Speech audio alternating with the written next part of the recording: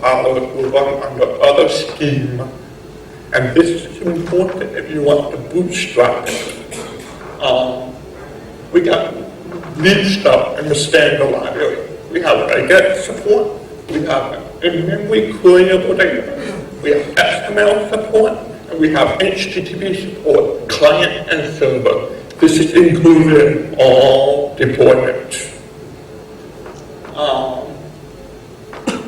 One of the major features of Mosquito is the concept of a channel. It's an abstracted communication mechanism.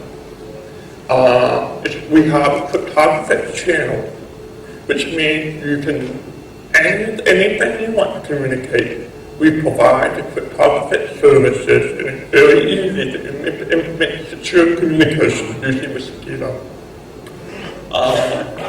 And more importantly, it provides a layer of abstraction for the actual communication mechanism you use. Right now, by default, we use TCP, but there's no reason why you can't use ICOM payloads, DNS, or UDP as a payload for communication. All Mosquito wants is a guarantee of packet delivery. So because of this abstraction, programs do not care how communications are handled. You can do HTTP over UDP if you want. All processes and sockets have a read-and-write channel that can be mapped up to other channels. It's like a telephone board. You got a process on one machine, you got another process on another machine. You can totally transparently map the channel between them, having inter-process communications. We got the drone, which is the virtual machine with cryptography functions and drone functions. It's highly optimized, reduced size. We strip out everything that we do not need for drone functions, so that we have a small payload size so that we can deploy it on a target machine. It stores and executes bytecode programs sent by the console. And very neat, the drone will pool all the libraries it needs from a console. Once the drone is up and running and it creates a connection to console, it continues the bootstrap process and it begins to pull the additional libraries you want to support your application.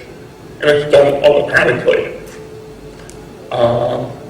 Bytecode sent by the console is only stored in process memory. So if you have a program that you want to keep, you can send it to the console and you can have a reasonable assurance that it's not going to be easy to steal. You would need an introspective in-memory debugger to grab that bytecode, or you would need to force swap somehow. You have to force the daemon to swap out. We got the console, which is a virtual machine with client code and console. Its job is to control deployed drones. It deploys drones and it controls the drones for you. And with the console, we don't need to be small because it's your machine that you control. So we provide an entire Mosquito environment, all kinds of functions are available as a console. And we include the compiler to compile Mosquito list statements and programs for the drone on the fly. When you type in a list statement, it is compiled and then sent to the drone, executed, and then sent back. The result is sent back. We got an interface for interacting with drones in real time. We have tested it with 20 drones. And more interestingly, we create drones on the fly. We create executables custom made for you on the fly. So if you have a Linux machine, you see the Linux machine, we tell the console, create a drawing for me. It will take the virtual machine server for Linux. It will attach the drawing. It will attach the details of how to talk to the console, which is done at runtime, and then it will also attach the private key to talk to the console. And then their drawing is placed on remote in, and these parameters are used to resolve the connection back. There's some pretty neat things we can do with the Mosquito framework. We can refactor exploit to Mosquito for security point target. Rather than having to compile an exploit for that particular target, you just refactor it to Mosquito and you can run the exploit anywhere you have a drone. Additionally, because of Mosquito-Lisp's high-level function, it's very easy to write exploits in. We have refactored a 500-line exploit into 30 lines of Mosquito-Lisp. We can do network and host recon.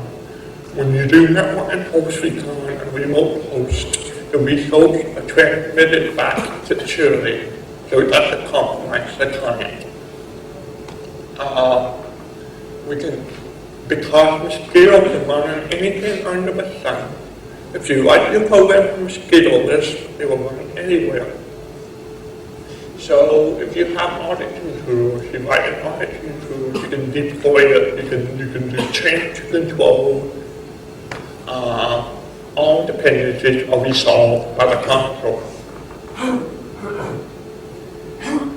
Anyway, we got the demo.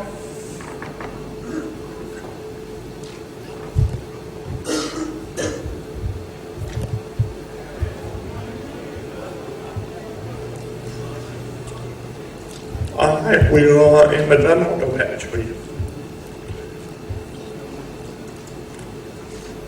And we invoke the console. And we have all these console functions. We have copy. We can copy a file from the console to a drone, or we can copy a file from a drone to a drone. We can execute Lisp statements. We can create drones. We can create a window. We can load up libraries from the console. And we can tell it where to run the command. So we can say, on Windows drone, do Lisp expression. It's a full function. So we got proxy, and we got port scanner. We can set some variables. And we got a shell statement to execute external programs on your behalf.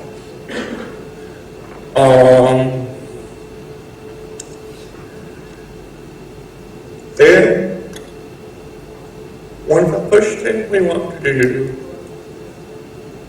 is tell console what the IP address is.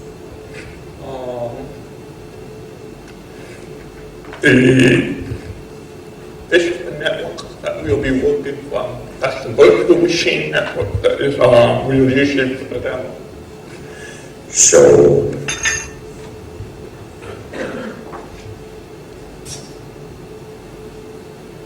there. So we need to tell it what the address is. I mean, we can do automatic code, but very often it can be wrong. It's a very complicated thing to figure out what interface or what IP address, or maybe if you're on a NAS network, it's easier to just tell the console what this IP address is. So we do that. And we have the drone function. It creates a new drone executable for the platform. So let's see what stubs we have.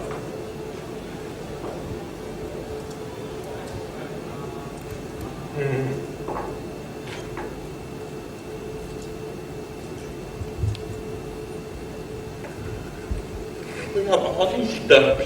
We have a stub for Mac OS X, Pound PC, Intel, Linux Intel, OpenBSD Pound PC. Not much case for that. Then we got a stub for Windows NT. The first machine I'm going to demo this for is a Linux machine.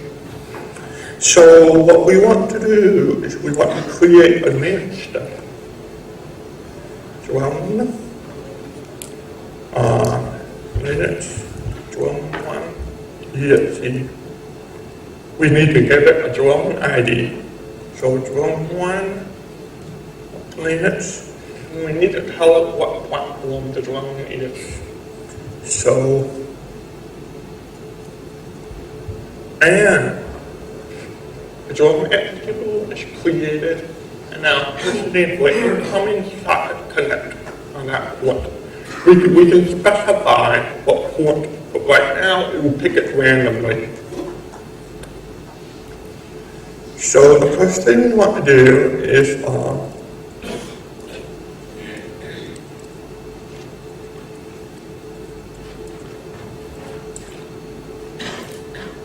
mark it out.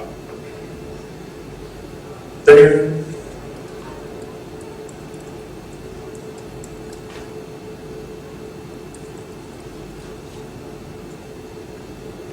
Now it's copied.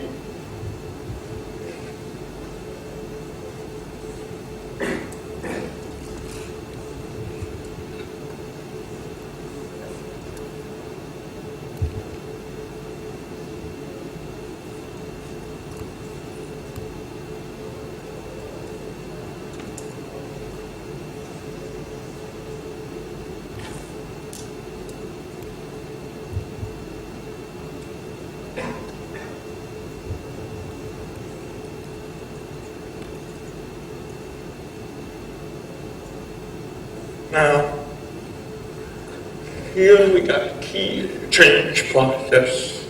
The drone initializes, it sends the public key to the console, and it drone, and then the drone receives and we got the secure AES connection with the console. And now that the key exchange is done, the link is up to the console. So let's go back to the console and see what happened. And it told us that the drone was affiliated from this address. So now we got the drone import the drone network. So let's take a look at nodes.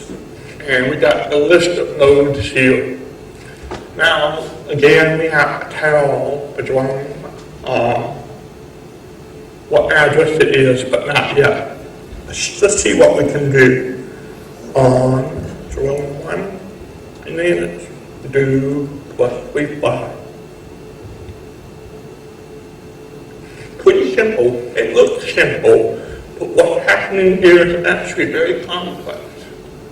We got a big list statement, and the console takes the list statement, compiles it to bytecode, and then this bytecode is sent to the drone here, and then the result, and the drone is told to execute the bytecode, and then the result is returned to the console. So,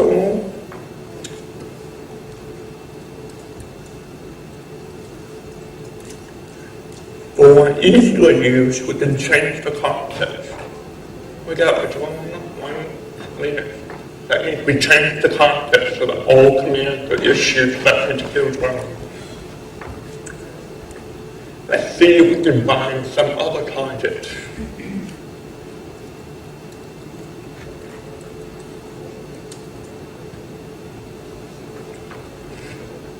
This looks interesting.